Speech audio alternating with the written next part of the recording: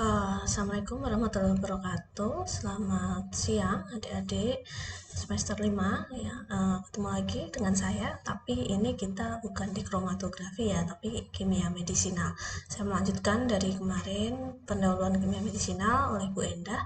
Nah, sekarang dengan saya nanti akan lebih banyak ke hubungan struktur aktivitas atau SAR ya, struktur activity relationship. Jadi hubungan antara si molekul obat dengan reseptor gitu ya. Kenapa ketika mereka ketemu itu bisa menimbulkan efek? Apa yang terjadi pada titik temu tersebut? Terus bagian mana sih dari molekul obat itu yang bertanggung jawab untuk nempel dengan si reseptor ya. Makanya kita sebutnya sebagai hubungan antara struktur dengan aktivitas, sehingga nanti kedepannya ini yang menyebabkan atau menjadi dasar untuk pengembangan obat ya, modifikasi dan sebagainya. Oke, berikutnya ini ya visi dan misi prodi farmasi. Yang pertama visinya adalah untuk menghasilkan lulusan yang unggul dan terdepan dalam bidang farmasian di tingkat nasional serta mewarisi nilai kejuangan Jenderal Ahmad Yani ya. Untuk misinya ada 6 ya, nanti bisa dipahami ya. Nah, melanjutkan materi yang Bu Endah kemarin, kita akan membahas tentang sulfonamid ya yang pertama. Jadi apa sih hubungan struktur dengan aktivitasnya si senyawa sulfonamid tersebut?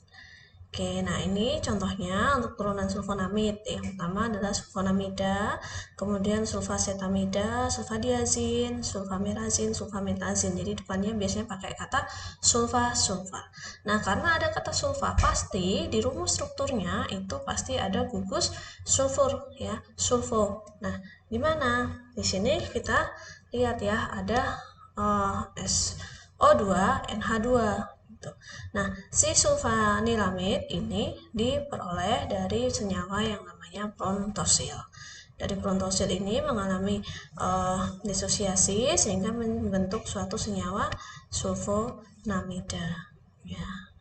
Nah, secara umum senyawa sulfonamida itu menyerang pada proses pembentukan asam folat ya. Sudah sempat disinggung sebenarnya ketika mikrobiologi ya, semester 3 itu bahwa asam folat itu adalah salah satu senyawa yang krusial, penting untuk si bakteri, untuk pertumbuhan ya, dan juga untuk manusia. Jadi kita dengan bakteri itu sama-sama butuh asam folat. Tapi bedanya adalah kalau bakteri itu dia bisa mensintesis sendiri asam folatnya, sedangkan manusia nggak bisa. Nah, maka dengan adanya perbedaan ini yang kita manfaatkan gitu. Jadi jangan sedih dengan adanya perbedaan gitu. Nah, perbedaannya kita manfaatin nih untuk apa? Membuat obat manakala si bakteri itu bersifat patogen ya, merugikan. Kan bakteri ada yang bakteri baik, ada yang bakteri jahat nih. Nah, kalau ternyata dia merugikan bagi kita, maka kita kan harus cari pengatasannya. Nah, salah satunya adalah dengan menyerang pembentukan asam folat. Nah, ini cukup spesifik karena untuk pembentukan asam folat yang diserang adalah yang bakteri yang bisa membentuk, sedangkan si manusia kita itu nggak bisa bentuk, jadi kan nggak ada jalur pembentukannya. Maka yang diserang oleh golongan sulfonamida ini adalah jalur atau proses pembentukan asam folatnya, supaya si asam folat di bakterinya itu tidak terbentuk gitu, dan tidak berefek pada manusia karena kita nggak punya jalur tersebut gitu ya. Jadi itu yang dimanfaatkan. Nah, ini turunan sulfonamid itu ya yang diserang adalah pembentukan si asam folat. Oke, nah dia berperan sebagai senyawa antagonis dengan penghambatan kompetitif. Jadi penghambatan bersaing dengan si dalam pembentukan asam folat. Ya, jadi lebih tepatnya dia itu menghambat biosintesis protein dengan penghambatan bersaing terhadap senyawa asam para amino benzoat. Ya, PABA, para amino benzoat. Nah, si sulfonamid ini strukturnya kalau kita tilik lagi maka dia akan mirip dengan si para amino benzoat. Di sini kalian lihat, ini kan asam folat nih semuanya. Nah, ada bagian PABA yang kita sebut PABA, para amino benzoat. Ya, jadi kalau kita lihat di sini ada benzen, terus aromatik ya, kemudian ada C karbonil, di sini ada NH. Nah, di sini kalau kita lihat dengan strukturnya ya, ini juga ada karbonil, juga ada NH. Bedanya adalah di C karbonil. Tapi itu dengan adanya kemiripan di bagian sini sudah cukup untuk mengadakan hambatan bersaing dengan si PABA ini. Nah, si sulfonamid ini spektrumnya luas, jadi mau dia bakteri gram negatif mau positif, asalkan dia bisa menembus ya, nanti desainnya bisa menembus dinding sel bakteri, maka dia bisa menghambat, karena bakteri gram positif dan negatif itu juga sama-sama butuh ada pembentukan asam folat jalurnya. Nah, itu jadi sama-sama bisa dihambat. Tuh. Oke. Efek sampingnya masalahnya adalah ada di kerusakan ginjal kalau memang nanti konsumsinya terlalu banyak ya. Kenapa? Karena dia itu cenderung membentuk kristal yang dimana kristal itu nanti sifatnya sukar larut di ginjal atau di air ya. Jadi dia akan mengendap gitu lama-lama, kalau itu bisa menjadi penyumbatan atau batu ginjal ya. Nah, sehingga ini tantangan juga kalau kita banyak-banyak minum turunan sulfonamid sedangkan dia itu nanti membentuk senyawa yang tidak larut ya dan mengendap di ginjal, maka kan bahaya nih, bisa gagal ginjal lama-lama. Nah, maka kita, sebagai saintis itu uh, mendesain gimana ya caranya si obat ini nanti turunannya ini bisa mudah larut di dalam urin sehingga tidak terbentuk kristal asetil sulfonamid, itu namanya kristalnya. Maka didesain ya, didesain juga nanti selain dengan peningkatan volume dan aliran urin. Jadi memang nanti ketika mengkonsumsi ini kita harus perhatikan ini volume dan aliran urinnya. Ya, kemudian biasa menggunakan campuran beberapa sulfonamida. Itu salah satu triknya gitu. Oke, nah ini ya. Jadi ini bedanya. Ini PABA nih yang di sini. Yang ini adalah sulfonamid ya. Bedanya ada di sini. Yang ini COH, yang ini SO2NH2. Nah, yang ini kan sama nih yang bagian atas.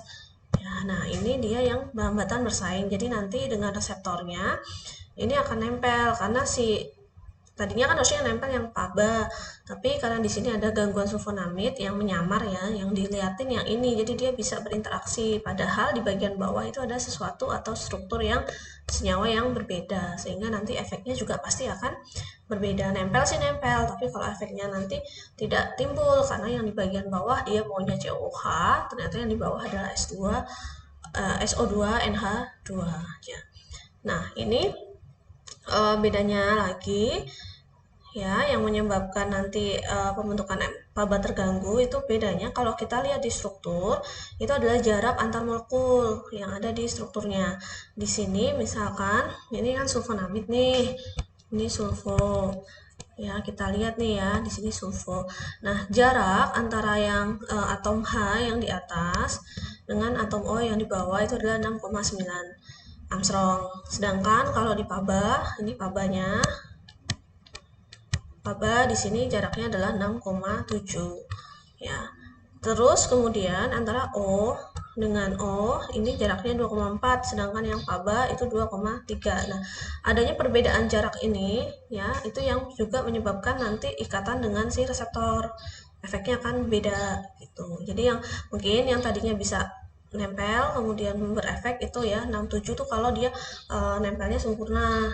Nah, tapi karena yang nempel hanya 6,9, jadi dia nempelnya nggak sempurna, akhirnya apa, produknya nggak terbentuk si PABA-nya itu gitu. Jadi berbeda nanti jarak antar atomnya.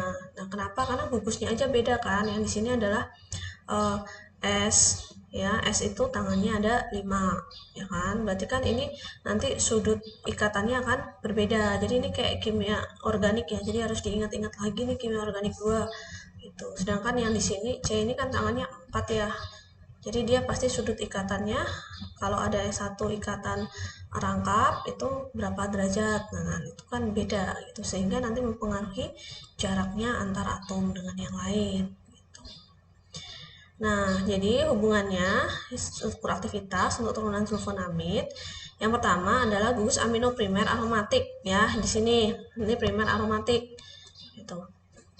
Nah, itu penting karena Kalau kita aneh-aneh di sana, kita modifikasi banyak-banyak, kita tambah suatu molekul atau gugus di sana, ternyata nanti aktivitas antibakterinya hilang.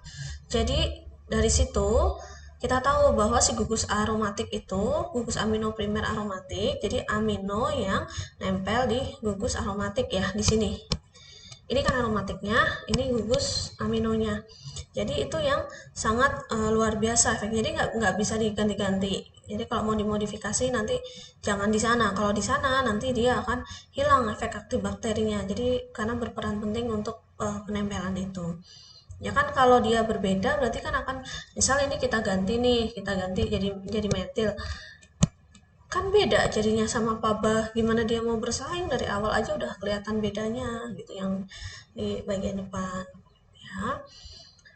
Kemudian cincin bensen, kalau kita ganti dengan cincin yang lain dan ada substituen lain, maka akan menurunkan atau juga menghilangkan aktivitas. Jadi ini juga pengaruh. Tadi kan ini udah ya pengaruh. Ternyata di sini juga sangat penting. Kalau ini kita ganti jadi penta nih cincinnya ya, cincin segi 5 istilahnya, maka nanti dia akan berbeda, konformasinya akan beda cara nempelnya dengan reseptor. Atau kalau ini kita tambah OH misalkan, ya ini tambah OH, maka nanti juga akan berbeda struktur yang di sini. Jadi kan dia mengganggu penempelan dengan reseptor gitu. Jadi ini juga penting ya, nggak boleh di aneh-aneh gitu. Kemudian kalau yang SO2 NH2 diganti misalkan nih dengan uh, ada penambahan cincin ya, cincin bensen nih, ada SO2 kemudian ada C6H4 dalam posisi para, nanti ada NH2 ya, meta ortopara. Ayo harus diingat-ingat ya di kimia organik, maka dia tetap bisa sebagai antibakteri ya. Nah kalau digantinya adalah pakai CONH C6H4 para NH2 atau CO C6H4 para NH2, maka dia akan berubah atau menurunkan aktivitasnya. Berarti di sini kalau kita lihat ini kan sama nih, sini dengan yang sini ya sama. Ini juga. Oke, ketika yang ini diganti dengan gugus C6H4 para NH2, itu ternyata nggak apa-apa karena ini kan tetap sebagai antibakteri. Tapi ketika depannya ini berbeda, ini kan karena depannya masih sama SO2. Tapi ketika SO2-nya kita ganti dengan gugus yang lain, ini CO, NH atau CO, maka aktivitasnya akan turun. Jadi si gugus sulfo itu SO2 itu juga cukup penting untuk memberikan aktivitas antibakteri gitu. Jadi kalau di luarnya ini penting SO2-nya ini. Nah, yang sini sok atau kalau mau diganti gitu. Karena ternyata diganti pun dia tetap bisa menjadi punya aktivitas antibakteri. Itu ya, itu hubungan struktur aktivitas yang utama dari turunan sulfonamid ya. Oke, kita lanjut ke antibiotik. Oke, kita pahami dulu lagi nih, review sebentar mekanisme antibakterial ya, antibakteri. Di sini ada berbagai macam. Ini kan bakteri nih, bakteri yang sangat simpel, dia hanya tidak punya selaput inti. Jadi DNA dan semua organel satu blok jadi satu di sitoplasmanya di luar. Tapi ada beberapa yang sudah kita ketahui cara-cara untuk inhibit pertumbuhan bakteri ya, terutama yang bakteri patogen nih yang kita harus perhatikan, kita serang gitu. Yang pernah ada itu adalah yang pertama yang paling umum adalah pembentukan dinding sel. Ini kita ganggu. Jadi kalau dinding selnya nggak terbentuk atau kita pecah, otomatis nanti selnya juga akan pecah, bakterinya akan mati karena nggak ada dinding selnya. Oke. Kemudian tadi yang sulfo nih ya, kita menghambat si PABA, pembentukan PABA. Nah, PABA ini kan dia nantinya akan diubah menjadi dihidrofolat, kemudian tetrahidrofolat yang kemudian nanti masuk ke DNA untuk sintesis DNA dan sebagainya ya, folat. Nah, ini kalau ini nggak ada, maka dia nggak akan bisa membentuk tetrahidrofolat gitu. Oke, kemudian membran sel nih yang bagian dalam yang hijau. Jadi kan ada dinding, ada membran ya, ada lapisan kedua. Ini juga bisa kita hambat. Salah satunya dengan antibiotik polymyxin. Pokoknya kalau yang tadi dinding sel tadi adalah dalam untuk senyawa yang punya beta laktam, cincin beta laktam. Ya, vancomycin, bacitracin dan sebagainya. Nah, ya ini yang asam folat tadi, contohnya turunan sulfonamid ya, trimetropin dan sebagainya.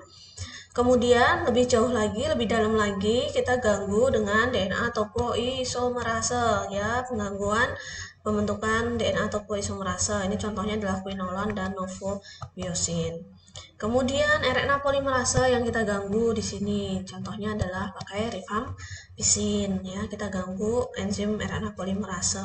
Ada lagi kita ganggu pada sintesis proteinnya. Jadi bakteri ini juga butuh protein kan buat dia tumbuh. Jadi terutama di bagian 30S. Ini adalah tetrasiklin, aminoglikosida, asam fusidat dan turunannya. Nah, ada lagi yang sintesis protein kita ganggu di 50S ya, contohnya adalah golongan makrolida, linkosamid, kloralfenikol, oxazolidinol gitu. Jadi banyak ya. Nah, karena saking banyaknya itu, ini nanti kita akan cuplik aja contoh-contohnya atau secara umum ya untuk yang sebagai antibiotik. Oke, golongan penisilin nih yang pertama, dia akan menghambat sintesis peptidoglykan ya, dinding sel ya. Ingat ya, peptidoglykan itu adalah komponen pembentuk dinding sel dari bakteri. Jadi nanti dia akan berikatan dengan enzim transpeptidase dan kemudian dia akan menyebabkan menginduksi enzim sehingga terjadi autorisis, ya, pecah gitu dinding selnya. Nah, itu efek utamanya. Nah, untuk aksi minornya, dia nanti akan menghambat enzim endopeptidase dan glikosidase, di mana enzim itu adalah enzim yang berperan untuk pertumbuhan sel bakteri. Dan juga diduga dia itu juga bisa menghambat sintesis RNA, walaupun memang dia bukan yang utama. Nah, sebenarnya sih penisilin ini efektif terhadap gram positif dan negatif karena kita tahu gram positif dan negatif itu sama-sama punya peptidoglykan. Yang berbeda adalah jumlah susunannya atau tebalnya. Jadi efektivitasnya akan bervariasi. Semakin banyak peptidoglykannya, berarti tempat serangnya akan semakin banyak ya. Nah, di sini gambarannya. Jadi, ini adalah siklus pembentukan dinding sel bakteri cukup luar biasa gitu ya. Ada berbagai macam. Jadi ada beberapa senyawa yang menghambat. Misalkan di sini ada gentian violet ya, dia yang ada di sini. Kemudian ini ada deprivisasi lisin. Kalau kita ganggu maka akan terganggu. Nah, si penisilin itu dia kerjanya di sini. Jadi pada saat pembentukan ini UDP, GNA, C, laktil ya, D-ala, D-glu, lisin, D-ala, D-ala. Nah, ini dia akan diubah menjadi OMP gitu. Jadi diganggu lah sama si antibakteri ini. Oke. Nah, ini gambarannya kenapa beda tadi ya efektivitasnya gram positif dengan gram negatif karena dari struktur sel dinding selnya aja berbeda. Ini yang gram positif kita lihat peptidoglykannya cuma di sini ya. Kemudian di sini ada sel membran, kemudian sitoplasma. Nah, si beta laktamase itu kerjanya kan di daerah sini dinding sel. Jadi kalau ini gram negatif ada lapisan periplasma, ada sitoplasma juga, inner membran, outer membran, peptidoglykan dan outer envelope gitu. Sehingga dalam gram positif enzim akan dibebaskan ke dalam medium. Ya, langsung dibebaskan ke dalam medium menghancurkan antibiotik sebelum dia mencapai sel. Ya, jadi si bakteri ini salah satunya dia punya enzim beta laktamase. Ya. Beta laktamase itu adalah enzim yang digunakan oleh bakteri untuk melindungi diri dari si cincin beta laktam. Kan kalau yang turunan penisilin tadi itu pasti punya cincin beta laktam. Ya, nah si bakteri punya perlindungan diri dengan cara membentuk beta laktamase. Nah, kalau yang di gram positif, si enzimnya itu akan dikeluarkan ke medium sehingga sebelum si antibiotik itu sampai ke sel, itu sudah dihancurkan dulu dengan beta laktam. Ya. Sedangkan untuk gram negatif enzimnya itu luar biasa tersimpan strategis di mana nanti dia akan disimpan di area yang akan dilewati oleh si antibiotik. Jadi dia udah tahu. Jadi antibiotik itu kan harus masuk ya ke berbagai lapisan ini untuk bisa sampai ke dalam. Nah, di situ kayak dihadang gitu dengan si beta lactam di sini. Itu bedanya positif dan negatif. Nah, ini nih gambarannya. Jadi positif dan negatif di situ kalau kita lihat gram negatif itu cenderung lebih tebal ya, lebih tebal untuk ini lapisannya. Jadi tapi kalau yang peptidoglikan itu lebih tebal di gram positif gitu ya. Ini kan peptidoglikannya nih. Yang gram positif, sedangkan yang gram negatif nih cuma kecil gitu ya, tapi dia ada membran-membran gitu, jadi dia cenderung lebih non polar karena ada lapisan liposakarida dan sebagainya, ada membran luar, ada membran dalam gitu. Kalau yang ini kan dia lebih simpel sebenarnya gitu. Jadi siapa si gram negatif ini karena ada liposakarida dan sebagainya itu juga akan menghalangi antibiotiknya untuk masuk, jadi rintangannya lebih banyak ya. Kalau yang gram positif itu lebih sedikit ya gitu. Oke, nah ini gambaran selnya. Kalau sel normal bentuknya kayak gini, tapi kalau dia diinhibisi oleh antibiotik, nah ini nanti dia pecah gitu. Jadi kayak dilemahin, kemudian lama-lama pecah, akhirnya apa, sitoplasmanya keluar semua. Ini lisis. Jadi bakterinya bisa mati gitu. Nah, ini transpeptidase tadi ya, si enzim yang dipengaruhi. Jadi dia itu adalah inhibisi irreversible, nggak bisa balik lagi. Ya. Jadi si transpeptidase itu mengkatalisa biosintesis dari polimer silang. Jadi kan si peptidoglikannya itu apa ya? Seperti kalau inget di mikrobiologi ya, jadi kayak ditumpuk-tumpuk polimer gitu bentuk ikatan silang. Nah, itu dikatalisa oleh transpeptidase. Oke, nah itu yang diserang di sana. Si transpeptidase ini ya nanti akan terjadi penyerangan nukleofilik dari gugus hidroksil serin dari transpeptidase pada karbon karbonil di cincin beta laktam gitu. Jadi dia nyerangnya di sana ini. Ini transpeptidase kan. Nah, ini beta laktamnya dia dipecah. Oke, ini beberapa contohnya yang sering kita dengar mungkin ya, penisilin, kemudian yang ini yang natural ya, jadi yang awal ditemukan itu adalah si penisilin yang G dan V.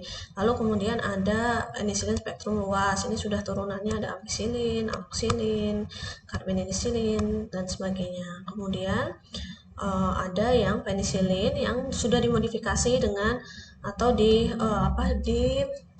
kombinasi ya dengan inhibitor beta laktam. Jadi sudah ditambahin senyawa yang dia bisa menghambat enzim beta laktam. Makanya sekarang kalau kita pakai penisilin tuh kita sudah dengar banyak yang resisten karena si bakteri sudah bisa membuat si beta laktamase. Akhirnya ya kita jangan sampai kalah kan gitu. Kalau kita diam aja nanti obatnya apa untuk antibiotik misalkan. Akhirnya kita tambahkan senyawa yang bisa menginhibisi kerja dari beta laktam. Contohnya di sini adalah sulbactam, kemudian ada clavulanat ya, tazobactam gitu. Jadi biasanya belakangnya bactam ini dia tugasnya adalah untuk menginhibisi kinerja dari beta laktamase. Oke, nah ini yang resisten terhadap penisilin, penisilinase juga. Ini ada beberapa macam. Jadi obatnya sekarang sudah cukup banyak sekali gitu turunannya. Ya, ini penisilin ya, struktur utamanya. Di sini adalah cincin beta laktamnya. Nah, bedanya apa? Kita lihat adalah pada gugus R. Jadi kalau yang ini nih dia sama karena dia inti dari si penisilin, maksudnya inti dari si beta laktam itu sendiri. Nah, nanti yang beda antara penisilin G, V hingga turunannya yang sampai sekarang ya, itu ada di gugus R-nya. R-nya apa? Kalau penisilin G makanya R-nya ada satu gugus benzen, kemudian ada metilan di sana gitu. Jadi ini beda-bedanya R-nya, yang bedanya R-nya aja. Oke, nah ini hubungan struktur aktivitasnya. Jadi untuk penisilin yang tahan terhadap asam kita buat ya supaya apa? Kalau kita minum nggak rusak di asam lambung gitu. Ya, di sana kita tambahin gugus EWG, elektron withdrawing group. Jadi contohnya adalah fenoksi. Pada rantai samping aminonya kita tambahin. Bisa. Kemudian pada rantai samping amino di sini ya, itu kita tambahin atau bisa kita modif dengan penambahan gugus bulky. Gugus bulky itu yang gede, sehingga nanti dia akan tahan terhadap beta laktamase. Contohnya kita tambahin cincin aromatik. Di cincin aromatik itu pada posisi orto ada halogen atau metoksinya, sehingga nanti ada efek bulky ya, ada efek halang ruang, sehingga ikatan antara beta laktamase dengan cincin beta laktam akan terpengaruh. Jadi karena bulky gede gitu ya rantai sampingnya, maka kan si beta laktamase enzimnya ini ketika mau mengikat si enzim cincin beta laktam itu susah mau nempatin, jadi kayak udah penuh sehingga mereka susah untuk masuk gitu karena ketutupan oleh yang di rantai samping sini, sehingga ada perubahan konformasi kayak tadi ya, jarak antar atom berubah gitu, sehingga efek enzimnya akan hilang karena dia nggak bisa nempel sempurna di sini. Kemudian bisa juga pada R ini kita kasih gugus hidrofil sehingga dia penisilin akan spektrumnya lebih luas gitu. Atau pada R itu kita tambahkan gugus asam. Nah, sehingga nanti dia akan lebih aktif lagi terhadap bakteri gram negatif dan Pseudomonas aeruginosa. Atau bisa juga kita bentuk prodrug, jadi supaya ketika sebelum kita dia termetabolisme, jadi dia akan lebih lama setelah di metabolisme ya gitu. Efeknya setelah di metabolisme itu kita buat dulu dalam bentuk garam sehingga nanti di metabolisme jadi obatnya, jadi awalnya prodrug dulu. Kemudian ditutupi juga dengan gugus amino bebas juga bisa, atau dengan pembentukan ester pada CO di C nomor 3 gitu. Itu bisa dibentuk ester ya, bentuk gugus ester. Oke, tadi yang penisilin ya. Sekarang cefalosporin. Kalau cefalosporin itu diisolasi dari jamur ya. Jadi memang kita manfaatin yang ada di alam. Kita karena pasti ada manfaatnya walaupun itu hanya jamur, atau dari bakteri itu sendiri kan udah banyak yang kita manfaatin sebagai obat. Nah, dari jamur yang namanya Cephalosporium acremonium itu kita dapat yang namanya antibiotik cephalosporin C. Kemudian kita modifikasi ya oleh saintis, dimodifikasi sehingga dapatlah si turunan cephalosporin. Sampai saat ini ada 4 generasi ya, ada 1 2 3 4. Kalau yang pertama itu sempit, jadi masih banyak kurangnya karena masih alami gitu ya, masih belum banyak modifikasi, belum banyak di studi tentang hubungan struktur aktivitas gitu ya, jadi dia spektrumnya lebih sempit, kemudian kan T setengahnya rendah sehingga dia cepat hilang ya kadarnya di dalam darah. Kemudian juga ini dia susah untuk menembus cairan cerebrospinal gitu.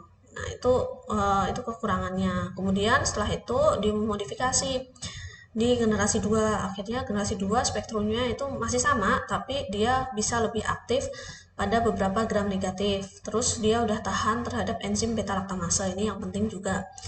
Dan kemampuan menembus cairan cerebrospinal itu lebih baik dari generasi 1. Kemudian dimodifikasi lagi dari generasi 2 dimodifikasi menjadi generasi 3. Nah, dia lebih tahan lagi terhadap beta laktamase, spektrumnya lebih luas, lebih banyak lagi bakteri yang bisa dihambat pertumbuhannya atau dibunuh ya gitu. Kemudian yang generasi 4 yang terakhir ini lebih luas lagi, lebih tahan lagi, dan juga aktif terhadap Pseudomonas aeruginosa. Jadi makin kesini makin baik. Jadi memang kita harus terus berlomba dengan adanya banyaknya mikroba yang ada di sekitar kita gitu. Yang tadinya nggak bisa kita buat supaya si obat kita bisa membunuhnya untuk yang patogen terutama. Nah, ini golongannya ya. Yang pertama itu kayak kalau kalian dengar cefadroxil ya, itu golongan pertama. Kemudian ada generasi kedua, ini yang sering dipakai kayak cefuroxim gitu ya.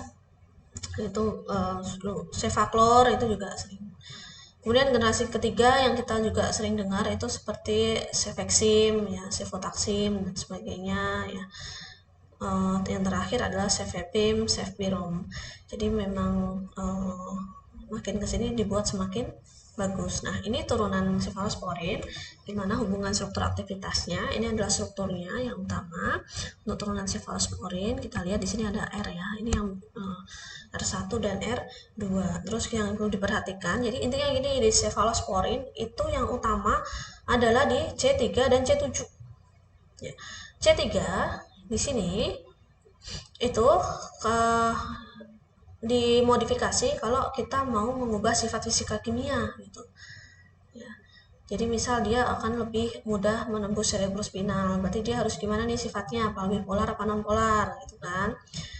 Susah cerebrospinal itu kalau untuk ditembus ya, karena luar biasa lapisannya, dan itu terlalu polar sulit, terlalu non polar juga sulit, karena kita ngitungnya kan dari awal, dari ketika masuk ke dalam tubuh. Jadi kalau C3 itu kalau dimodifikasi kalau kita mau mengubah sifat fisika kimianya. Kalau C7 ya, ini C7 di sini itu kalau kita mau mengubah spektrumnya. Jadi kita mau memperluas spektrum, maka kita otak-atik yang di sana. Ya. Misal di C3 nih contohnya kita kasih elektron donating group, itu nanti resonansinya akan naik dia. Ya, ingat-ingat lagi ya resonansi itu apa, sehingga nanti sisi aktif ini akan lebih reaktif lagi terhadap si substratnya ya yang mau diserang, sehingga aktivitasnya akan meningkat. Nah, itulah kenapa si C3 ini cukup penting. Jadi kita buat sifat fisika kimianya itu dia lebih reaktif ya, akibatnya memang ujung-ujungnya adalah ke aktivitas yang lebih baik kan gitu. Nah, kalau R pada C7 ini ya, di sini ini kita tambah metoksi, maka dia akan lebih tahan lagi pada beta laktamase gitu. Dan kalau misal pada cincin ya S, di sini ini juga bisa dirubah. Cincinnya kita ubah menjadi O, maka spektrumnya bisa tambah luas. Jadi perlu di reaksi kimia ya, di sintesis senyawanya. Nah, itu. Kemudian berikutnya adalah golongan aminoglikosida. Mekanismenya ia irreversible, jadi nggak bisa balik lagi ya, terikat pada 30S ribosom. Kemudian untuk penetrasi maka dia tergantung pada energi aerobik ya. Apa itu aerobik? Ya, diingat-ingat lagi, berarti butuh oksigen gitu. Nah, untuk uptake-nya dibantu inhibitor ya, sintesis dinding sel seperti beta laktam, vancomycin nih contohnya. Sehingga obat aminoglikosida ini dia akan bekerja secara sinergis dengan golongan beta laktam. Jadi dimodifikasi gitu. Jadi kita kasih beta laktamnya untuk dia biar bisa masuk ke dalam dinding sel atau ngerusak dinding selnya itu, sehingga si golongan aminoglycosidanya bisa masuk ke dalam sel untuk menemui si ribosom 30S. Nah, efeknya dia akan poten sekali terhadap bakteri aerob ya, gram negatif, karena tadi di sini adalah untuk penetrasi dia butuh aerobic energy dependent sifatnya, dan juga untuk Staphylococcus aureus. Nah, juga nanti akan menyebabkan misreading kode genetik karena dia bekerjanya pada saat proses translasi gitu ya. Nah, struktur umumnya dia itu ada 3 cincin si aminoglikosida itu, dimana 3 cincin itu dihubungkan oleh jembatan ether ya. Nah, cincin 1 itu penting untuk aktivitas ya. Kemudian ini menjadi sasaran utama dalam pengaktifasian enzim bakteri dan penentuan karakteristik spektrum. Jadi cincin 1 cukup sangat penting untuk aktivitasnya. Kemudian cincin 2 itu sangat sensitif. Kalau kita ganti modifikasi di sana, maka akan menghilangkan aktivitasnya. Nah, ini cukup hati-hati di cincin 2 ini. Kemudian kalau cincin 3 nggak masalah, dia bisa diganti tanpa penurunan aktivitas secara bermakna. Kadang kita ubah di cincin 3 kalau memang kita pengennya dia lebih larut lagi, biar availabilitasnya lebih naik, dia biar lebih non polar lagi atau gimana. Atau dia lebih tahan asam gitu ya. Nah, ini hubungan struktur aktivitas di cincin 1 ya. Mana cincin 1 ada di sini. Nah, di sini ada gugus amino pada nomor 6. Di sini nanti kalau kita tambahkan gugus amino pada C nomor 6 dan 2 aksen, di sini ya ada R1 dan R2 ya kalau nggak salah. Nah, nanti kalau kita tambahkan di sana maka akan menambah kekuatan sebagai antibakteri. Kalau di C6 aksennya itu kita lakukan metilasi di sana, maka dia akan lebih tahan terhadap proses reaksi asetilasi dari si enzim. Ya. Kemudian kalau pada 3 aksen dan 4 OH di sini ini hilang, maka kemampuannya untuk mengikat ribosom nanti akan berkurang, sehingga apa, aktivitasnya akan berkurang, dia kurang poten. Karena kan dia harus mengikat ribosom bakteri ya secara kuat gitu. Kemudian di cincin 2 di sini, cincin 2 di sini. Kalau pada gugus N-nya diasetilasi, maka durasi obat akan lebih panjang karena dia akan lebih tahan terhadap penginaktivasian beberapa enzim endogen. Jadi lebih tahan dari proses metabolismenya. Jadi durasi lebih panjang. Akibatnya apa? Kalau durasi lebih panjang, frekuensi minum obat akan lebih berkurang. Kalau atom O-nya hilang, maka senyawa akan tahan terhadap enzim ya, terhadap enzim yang bisa mengasetilasi gugus 3 amino gitu. Itu yang di cincin 2. Kalau cincin 3 nggak masalah mau dirubah kan tadi. Oke, ini ada contohnya aminoglukosida itu ada keanamisin A, B, C gitu. Jadi dia ada R1-nya NH2, NH2 kemudian OH nih ya, R1 di sini. Kemudian kalau yang A, R2-nya di sini adalah si OH. Kemudian kalau kanamisin B dia adalah NH2. Ini NH2. Gitu. Jadi itu bedanya di sana. Nah, berikutnya adalah makrolida. Makrolida itu namanya aja makro, jadi dia cincin yang besar. Jadi cirinya adalah dia ada cincin lakton yang ukurannya besar. Nih kalau kita lihat nih di sini ya, gede-gede ini. Cincinnya ini makrolida. Dia biasanya tersusun cincin lakton ini 12 sampai 17 atom. Berikutnya adalah ada gugus keton. Ya, ada gugus keton di sana. Mana gugus keton? Kelihatan nih. Ini gambarnya agak-agak kurang ya. Nanti bisa kalian cari sendiri. Kan. Kemudian 1 atau 2 gula amin, ada 1 atau gula amin seperti glikosida yang berhubungan dengan cincin lakton. Ya. Ini kan ada amin nih ini di sini nih, cincin lakton dihubungkan dengan glikosida. Kemudian gula netral ya.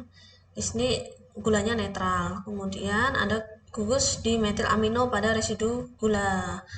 Ya, ada di metil amino sehingga senyawa jadi basah dan nanti bisa dibentuk sebagai bentuk garamnya.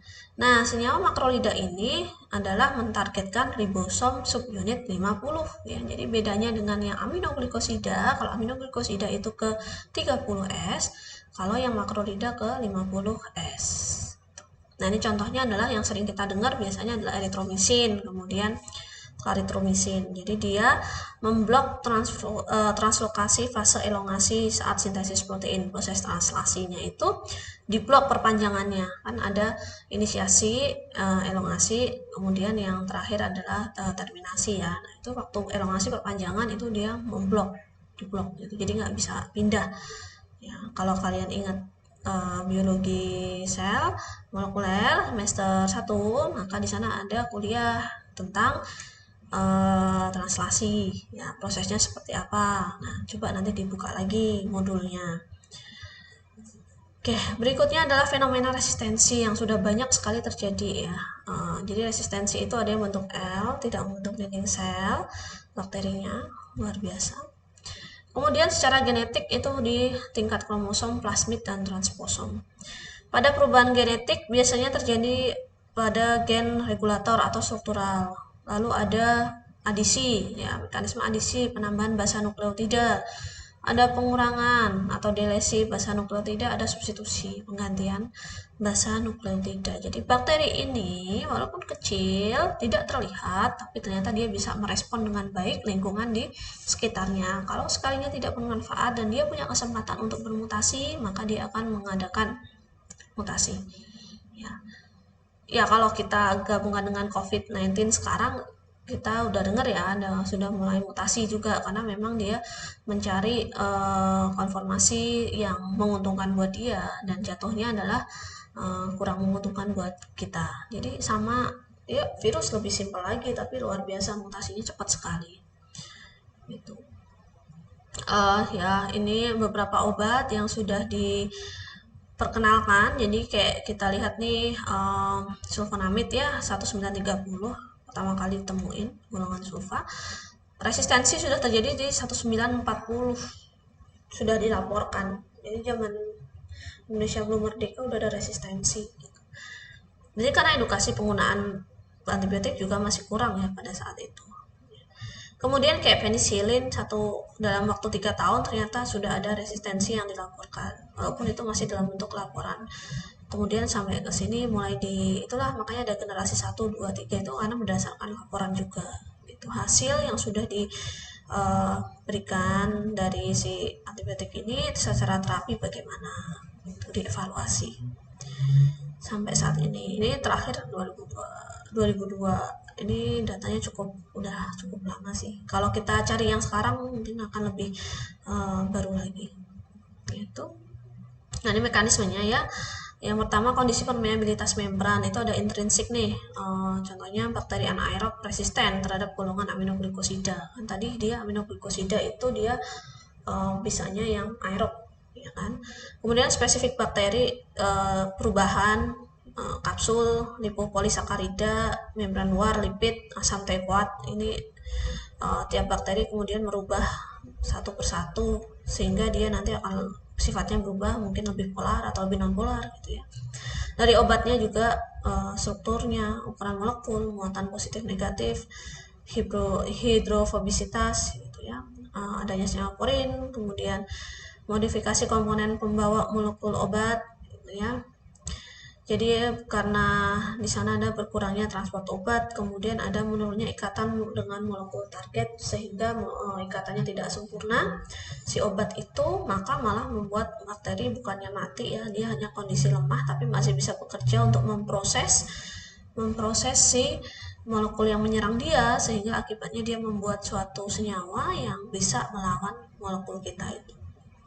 Kemudian molekul target dari si bakteri bisa berubah, ada perubahan biokimiawi dengan afinitas yang lebih besar misalkan. Kemudian ada produksi molekul target yang berlebihan sehingga dosis yang kita berikan jadi kurang. Atau bakteri bisa merubah jalan sintesis. Nah ini yang luar biasa. Jadi misalkan tadi asam folat atau dinding sel tadi ya, dia rubah tuh jalurnya sehingga nggak lewat jalur itu. Wah ini tantangan yang sampai terjadi nih. Ada lagi si bakteri bisa menonaktifkan obat yang kita berikan. Jadi kayak bakteri dia punya chloramphenicol acetyl transferase, dia menginaktifkan chloramphenicol gitu. Gugus intinya tadi. Kemudian ada bakteri bisa menghasilkan beta laktamase, ini juga karena dia merasa diserang oleh senyawa dengan beta laktam dan dia tahu beta laktam itu krusial di sana gitu, sehingga dia memproduksi beta laktamase untuk memecah si cincin beta laktam sehingga obatnya tidak bisa bekerja. Contoh lain adalah enzim asetilase, adenilase, fosforilase. Jadi dia enzim-enzim ini dikerahkan oleh dia dalam jumlah yang lebih besar mungkin ya untuk menyerang si obat-obat yang diberikan oleh kita. Kemudian ada molekul yang melindungi target. Jadi di sini ada vancomycin, tetracycline R ya. Kemudian ada eflak. Nah, eflak ini adalah kita beri obat, dia udah masuk, jadi kayak dimuntahin sama bakterinya, jadi agak-agak nakal gitu. Jadi udah masuk, udah oke, dikeluarin lagi dengan transport aktif. Jadi dia kayak main pingpong gitu ya, masuk. Ya, luar biasa bakteri ini. Nah, untuk penyebarannya gimana? Tadinya hanya mungkin dari satu inang yang resisten ya.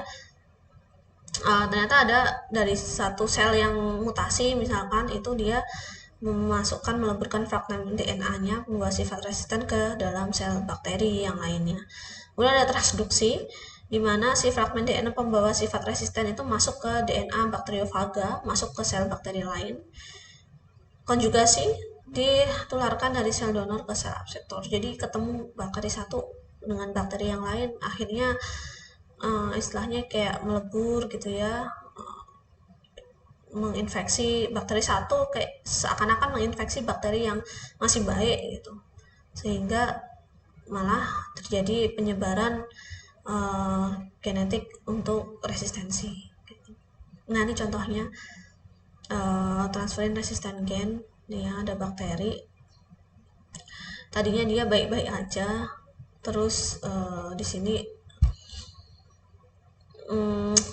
ada bakteri yang terinfeksi oleh virus juga, dia membawa gen resisten.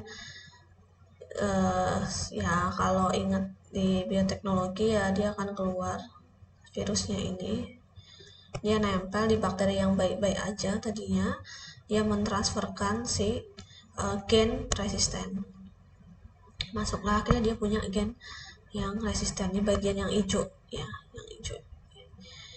Kemudian ada juga dari sini, ini mekanisme transduksi ya, jadi dari vaga.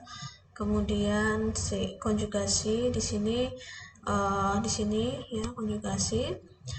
Jadi ada plasmid yang mengandung gen resisten dari bakteri yang udah resisten, dia ada plasmid ya. Dia nempel, dia transfer aja gitu ke bakteri yang baik tadi. Akhirnya dia juga mengandung ini. Berikutnya sama, ini dari yang transformasi, bakterinya udah mati tapi dia udah mengandung gen resisten. Jadi walaupun dia mati, dia masih sempat mengirimkan sinyal gitu ya, kayak roket.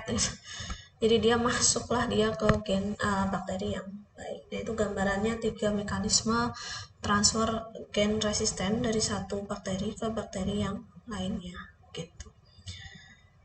Oke, ini contohnya. Ini resume untuk mekanisme aksi sih sebenarnya. Jadi kayak contohnya ada ini kelas-kelasnya ya, aminoglikosida, cefalosporin dan sebagainya, sampai tetrasiklin, mekanisme aksinya seperti apa. Jadi kayak misalnya aminoglikosida itu lebih ke protein sintesis, cefalosporin ke dinding sel, chloramphenicol protein sintesis, glikopeptida seperti vancomycin itu dinding sel, kemudian linkosamid protein sintesis, makrolida protein sintesis ya 50S, penicillin dinding sel, kemudian oxazolidinone itu sintesis protein, quinolon DNA, rifampicin RNA, kemudian streptogramin protein sintesis, sulfonamid itu lebih ke biochemical pathway. Contohnya tadi adalah untuk sintesis asam folat. Tetrasiklin plus 1 is untuk protein sintesis. Gitu. Jadi banyak sekali golongan antibiotik dengan mekanisme aksi yang berbeda-beda. Nah, untuk resistensi tadi ini nyambung dengan mikro ya. Jadi gimana identifikasi? Yang pertama adalah dengan discakram ya, dengan metode Kidney Power yang dulu sudah diajarkan di mikrobiologi ya. Diukur zona radikal, ada nggak koloninya gitu. Kalau harusnya dia udah mati ternyata nggak mati, wah hati-hati nih, berarti kan ada bisa jadi ada resistensi di sana. Kalau metodenya udah benar yang kita lakuin. Pemeriksaan KHM dan KBM. Jadi KHM itu kadar terkecil obat yang bisa menghambat pertumbuhan bakteri, sedangkan KBM kadar terkecil obat yang bisa membunuh. Nah, ini dicocokkan dengan yang sudah ada. Apakah tambah besar kadar yang dibutuhkan untuk membunuh atau menghambat? Gitu. Berarti kan nanti bisa jadi ada resisten di sana kalau kadarnya makin tinggi. Kemudian bisa PCR ya, polychain reaction, ini DNA-nya diperbanyak fragmennya. Identifikasi gennya, ini lebih ke identifikasi gen mana sih yang membawa sifat resistensi. Kita cocokkan dengan database awal ketika misal Staphylococcus aureus awalnya itu gennya apa saja, fragmen DNA-nya apa saja, pemetaannya bagaimana. Kemudian ketika dia ternyata diketahui sudah resisten terhadap obat tertentu, di PCR lagi, diambil itu sampel resistennya, kita perbanyak, kita cek fragmen DNA-nya dari A sampai protein terakhir gitu ya, atau segmen terakhir, kemudian dilihat mana yang berbeda. Nah, bisa jadi di situ kan ketahuan nih fragmen berapa nih yang mengandung resistensi. Kemudian hibridisasi dengan probe DNA, jadi dia fragmen DNA-nya pada gen membawa sifat resisten, sama, hampir sama sih. Oke, nah ini kemampuan obat mencapai target. Yang pertama tergantung kekuatan ikatan dengan protein ya, lagi-lagi. Jadi tadi semakin dia berikatan baik, maka nanti efeknya juga semakin baik gitu. Tapi nanti ini oke. Maksudnya di sini adalah protein pembawa. Jadi kalau dengan protein target atau reseptor, kalau kekuatannya semakin baik, maka nanti aktivitas semakin baik. Tapi kalau kita berbicara tentang protein pembawa, ini kan masih dalam perjalanan mencapai target aksi. Jadi dia dibawa oleh protein kan. Nah, kalau dia terlalu kuat dengan si protein pembawa, maka nanti dia nggak bisa lepas, susah lepas untuk pindah ke reseptor sehingga aktivitasnya semakin rendah. Kemudian kemampuan menembus barier ya. Obat sampai ke LCS ya harus dapat melalui blood brain barrier ya, atau ini tight junction-nya. Ya. Untuk obat yang polar itu lebih disukai mencapai LCS ya, liquid cerebrospinal. Ada obat yang dikeluarkan dari LCS secara aktif dengan mekanisme transfer anionik. Contohnya tadi ya kayak Eflux gitu. Penicillin G ya. Kemudian konsentrasi penicillin dan cefalosporin di LCS itu 0,5 sampai 5% dari konsentrasi plasma. Jadi kalau dia itu ada kebanyakan dia akan dilemparkan lagi. Kemudian kemampuan obat difusi pasif. Ini time dependent ya, difusinya dia tergantung waktu. Ini contohnya adalah golongan beta lactam. Kemudian ada concentration dependent karena difusi pasif itu kan ya kayak menerima perbedaan keadaan aja gitu, bukan aktif gitu, jadi nggak kayak dipaksa. Kalau aktif kan dipaksa. Ini contohnya adalah golongan aminoglikosida. Terus kemudian tergantung kondisi obat nih, ukuran molekulnya, polaritasnya. Jadi pengaruh sekali ukuran molekul. Kalau dia terlalu rigid, terlalu besar, berarti dia akan susah menembus pori, berdifusi. Dan polaritas juga sama tentunya, karena kita bermain dengan membran sel ya. Dia lipid bilayer, ada bagian polar, ada yang non polar. Oke. Berikutnya adalah sekilas ya tentang anti malaria. Saya rasa di mikrobiologi sudah tentang siklus hidupnya. Di sini ada gigitan nyamuk itu anofles. Jadi ada dua, ada fase aseksual pada manusia dan fase seksual pada nyamuk. Nah, di sini di nyamuk. Ini di nyamuk, ini di manusia. Ya, jadi ada dua siklus yang harus kita hambat di sana. Oke, untuk malaria itu digunakan untuk infeksi protozoa dari Plasmodium spesies. Cara kerjanya itu ada beberapa macam ya. Secara umum sikonsulsida jaringan untuk penjagaan kausal ya. Jadi dia itu menghancurkan jaringan primer plasmodia dan merozoit di hati. Jadi pada tahap infeksi eritrosit. Kemudian sisontisida jaringan untuk kekambuhan, mencegah kambuhan. Nah, ini bekerja pada bentuk sison di jaringan laten, jaringan sekunder dari Plasmodium vivax dan ovale di hati. Jadi nanti kalian bisa cocokkan di sini nih. Mana? Jadi ini kan ada tropozoit, ini ada sison, ini sison juga gitu ya. Nanti cocokkan di mana kalian gambarin sendiri. Kemudian ada sisontisida darah. Jadi dia bekerjanya merozoit pada fase eritrosit aseksual parasit sehingga mengganggu eritrosit. Ada gametosit, itu penghancuran eritrosit seksual sehingga mencegah penyebaran plasmodia ke nyamuk anoples. Jadi kan dari sini dia harus pindah lagi nih ke nyamuk gitu untuk mengalami fase seksual. Nah, itu dihambat ya. Itu untuk gametosida. Terus kemudian sporozoitosida itu untuk membunuh sporosit. Kemudian ada sporontosida, ini kerja di tubuh nyamuk dengan mencegah pembentukan oosit dan sporozoit. Jadi ini kayak oosis, ini kayak ovumnya ya, kayak sel telurnya, ini juga kayak spermanya gitu. HSA-nya ya, contohnya adalah turunan 4 aminoquinolon. Ini strukturnya umum. Di sini gugus amina tersier itu sangat penting untuk aktivitas. Jarak optimal antara dua atom N di rantai samping itu adalah 4 atom C gitu. Nah, di sini ada 4 atom C, 1 2 3 gitu. Nanti di rantai samping nih R1 dan R2 nih yang modifikasi, misal chloroquine ya, R2 nya H, terus ini hidroksikloroquine, ini R2 nya juga H, tapi dia beda di R1 nya, jadi di modifikasinya. Kemudian substituen 7Cl di sini itu aktivitasnya optimal ya, adanya substituen itu. Kemudian adanya OH pada salah satu gugus etil di amina tersier itu nanti akan menurunkan toksisitas dan meningkatkan kadar obat dalam darah. Jadi ini cukup bagus efeknya ya, substitusi hidroksi pada salah satu gugus etil di amina tersier. Kemudian metil pada C3, kalau di sini diisi metil, dia akan turun aktivitasnya ya.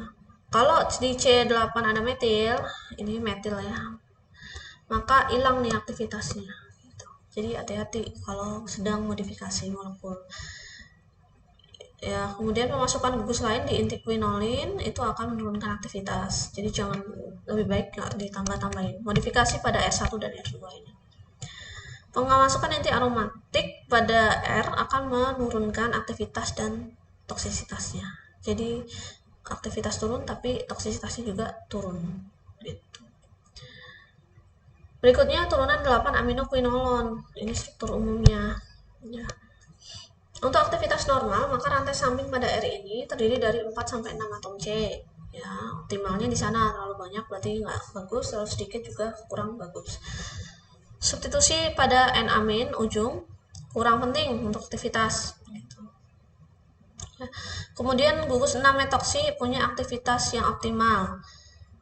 Jika diganti hidroksi, ya gugus 6 metoksi di sini, kalau dia diganti hidroksi maka senyawanya cukup aktif, masih aktif. Tapi kalau diganti metil, aktivitasnya akan hilang. Gitu. Ya, jadi dia carinya yang lebih polar, gitu ya. Reduksi inti quinolin akan menghasilkan 1, 2, 3, 4 tetrahidro. Nah, ini nanti dia akan aktivitas dan toksisitasnya juga akan rendah. Jadi inti quinolinnya cukup berperan penting dalam HSA-nya. Turunan biguanit ya, ini struktur utamanya, ini R1 R2-nya untuk membedakan di sini. N1 di sini aril. Ini penting untuk aktivitas ya. Pemasukan aril pada maksudnya pemasukan gugus aril kedua maka akan menyebabkan penurunan aktivitas ini. Jadi cukup satu aja. N1, N2 dan N3 N1, N2 dan N4 kalau kita tambah substituen maka dia akan menyebabkan penurunan aktivitas. Kemudian pada N5 kalau diperpendek atau dipanjangin gugus isopropilnya di N5 dia aktivitasnya akan turun. Jadi ini sudah cukup optimal itu ya ukuran ini. Kemudian kalau ada substitusi halogen Cl atau Br pada posisi para dari cincin vinil, maka aktivitasnya akan naik. Makanya di sini kalian lihat di sini ada halogen. Gitu. Jadi dia akan naik. Penambahan satu atom Cl pada posisi meta, maka nanti aktivitas dan toksisitasnya naik. Ya, Cl dengan Cl. Jadi hati-hati juga. Berarti kalau kita tambahin Cl dengan Cl ini kan posisinya meta nih di sini yang kayak chloroproguanil ini kan ini Cl, di sini Cl, berarti posisinya kan meta ya. Nah, itu hati-hati. Jadi nanti aktivitasnya naik sih, tapi toksisitasnya juga naik dan itu juga bahaya juga. Gitu. Oke, itu tentang tadi ya antibiotik, kemudian anti malaria. Itu yang untuk pertemuan ke-4 saya rasa ya. Nanti kita lanjutkan ke pertemuan berikutnya. Kalau ada yang mau ditanyakan, mau didiskusikan boleh. Nanti kita diskusi via e-link. Oke, terima kasih. Lebih kurangnya saya mohon maaf. Nanti kalian bisa cari mungkin referensi buku yang lain untuk menambah pemahaman gitu ya. Terima kasih. Selamat siang. Assalamualaikum warahmatullahi wabarakatuh.